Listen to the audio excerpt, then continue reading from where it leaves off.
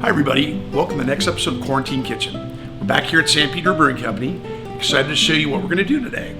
Come on in the kitchen, and if you need any advice, come back in and we'll show you what we do when we reopen.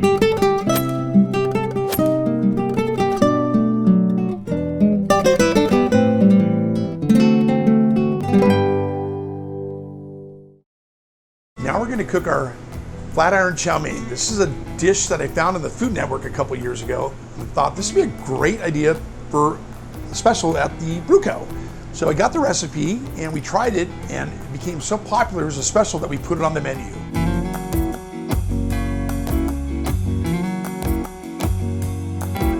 Okay, we start with a nice 8-ounce piece of certified Angus beef flat iron. We have marinated in teriyaki sauce, rice vinegar, garlic, and some red pepper chili flakes. And after a couple minutes on one side, we'll flip it and mark it so we get those pretty grill marks. Okay, now we are going to work on our chow mein, which we have teriyaki sauce. There's our chow mein noodles, a little sesame oil, and then a medley of different veggies.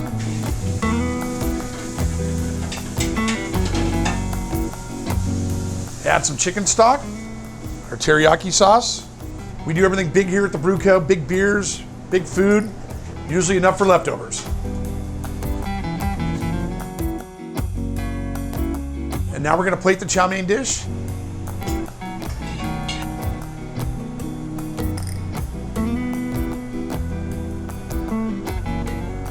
Cook to a nice medium rare. Put it on top of the chow mein. And there you've got a great lunch or dinner.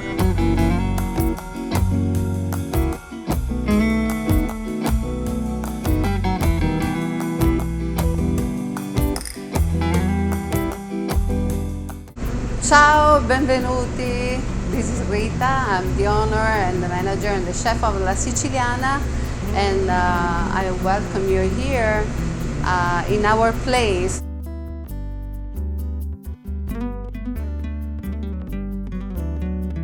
We will show you our best signature dish, which is the Ranchina, the arancini, the rice ball, the famous rice ball that is very representative for our region, the Sicily. What we have here is the risotto. So I do process the rice as a risotto. The yellowish color that you see over here is given by saffron. So we put the saffron for two reasons. For the smell, when you open the arancina, it comes all the smell of the saffron. And then after that, it gives this nice color. It's color that combines with the crispiness and the gold of the outside arancina. These are molds. They come straight from Sicily in a very particular province of our Ragusa, where we come from. So those are molds that you create the arancina, the perfect size. We take some rice. We put in the very first mold. We don't want to press too much. We just put the other cup on top. We put this stuffer. We press a little bit. So this is the stuffer. It's gonna create a hole where we're gonna put our ragu. Ragu is a meat sauce based, and then we had in here a little touch of bechamel sauce. We add some peas for the color, for the beauty of the arancina. And then we have mozzarella, parmesan cheese, and black pepper. So now we're gonna go and stuff our arancina with this beautiful, and you can smell the ragu. It's really good. So we have plenty in here. See, you don't wanna go over crowd the arancina. Now we have to close it.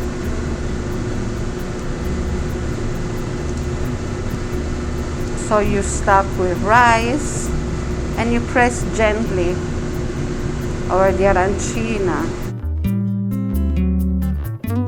Even though there is a some of the ragu, it's okay. And now you have a beautiful creation of the arancina. Now the arancina has to go in a bath. A bath is just, it's made out of flour, water, and some spices. Some salt, some black pepper. So, and the arancina goes here. So we're gonna give the arancina bath, and then we put on another bath on the beautiful breadcrumb. Now we have the arancina that is ready to be fried. Deep, another bat, the deep fry.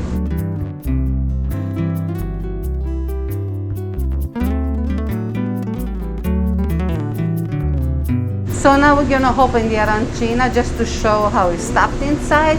But if you pay attention, I'm gonna a little bit so you can hear the crunchiness of the crust here. And look at this. See? It's soft and smells so good. I wish you guys could smell. And there you go. I hope you can come and visit us to La Siciliana.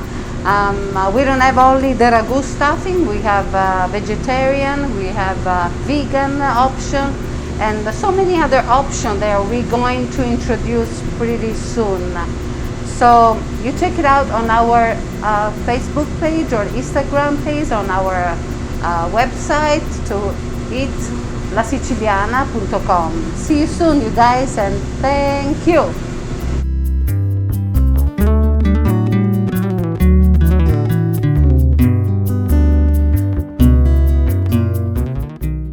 My name is Nima. I'm from Sebastian's. We are going to make our famous salmon piccata.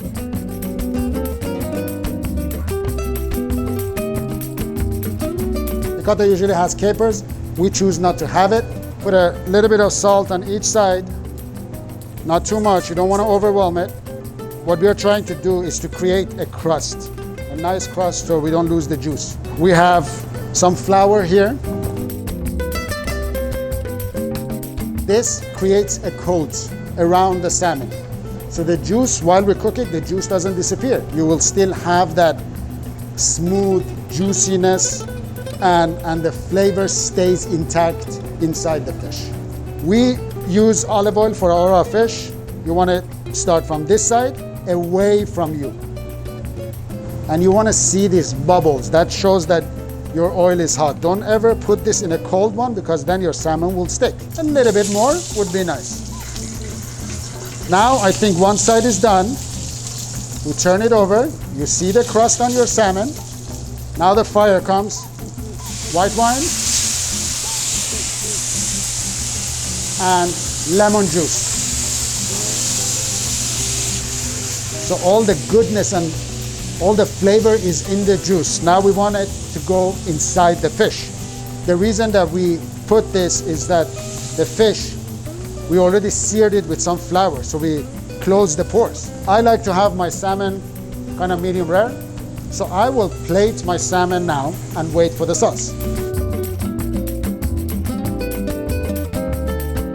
Just for the color of it and for the looks of it, put a little bit of herbs here. Now, once it starts bubbling like that, we turn off the heat.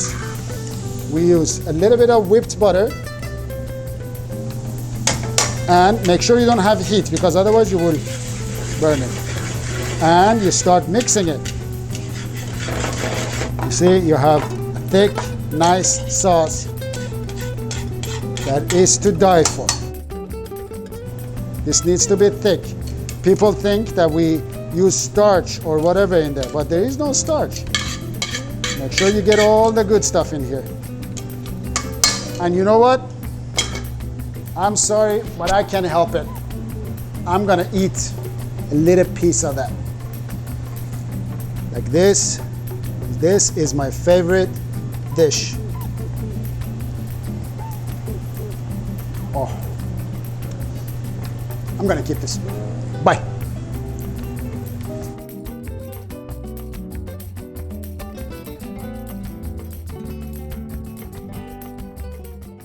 All right, today we're doing the Chef's Choice. I'm John Bigakis. I'm here with Chef Luis. We're at the Big Nick's Pizza Kitchen. This is actually a customer-inspired sandwich. I'll tell you a little bit more about where it's from, but we're gonna get it started right now. This starts off similar to a Philly cheesesteak with roasted peppers, bell peppers, and onions. Then it's got that fun twist. Without any meat, we're gonna put egg in it and make a breakfast-style sandwich. So this is a customer-inspired dish. I had a customer come to me one day and say, I'm from Brooklyn. This is the way I want this sandwich. This is how we make it in Brooklyn. So I said, all right, let's do a Brooklyn style sandwich. And she actually came back here and showed us how to make it. I'm not from Brooklyn, I didn't know. She gave us the secret, so we're doing a little bit of Brooklyn here with this dish.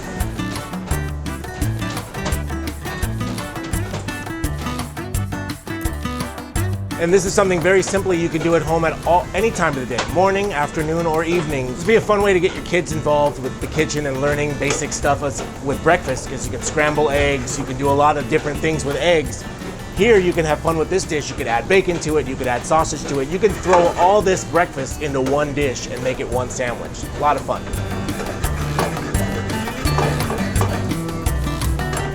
So, I mean, you could stop and eat this dish right there and probably be very satisfied. But we're gonna go a step further, because with breakfast, you know, you always get your toast or your bagel.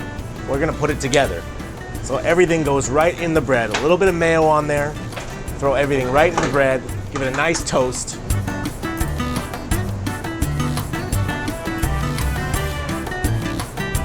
Any of your favorite cheeses, we're using Italian provolone.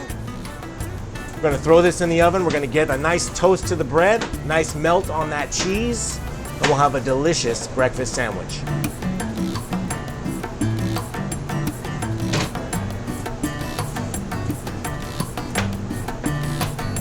So straight out of Brooklyn, that is the Big Nick's breakfast sandwich.